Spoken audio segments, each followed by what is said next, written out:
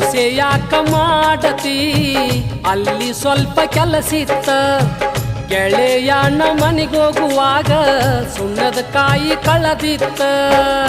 ಜೋಡಾಗಿ ಇರುವನಂತ ದೇವರಾಣಿ ಮಾಡಿರಿ ಕೆಟ್ಟಾಗ ಸೈತೋ ಮಣಕ ಬಿಟ್ಟ ಹಾದಿ ನೀ ಹಿಡದಿ ಶಟಗೊಂಡಿ ಏನ ಗೆಳತಿ ನನ್ನ ಮಾರಿ ನೋಡಕ ಬರವಲ್ಲಿ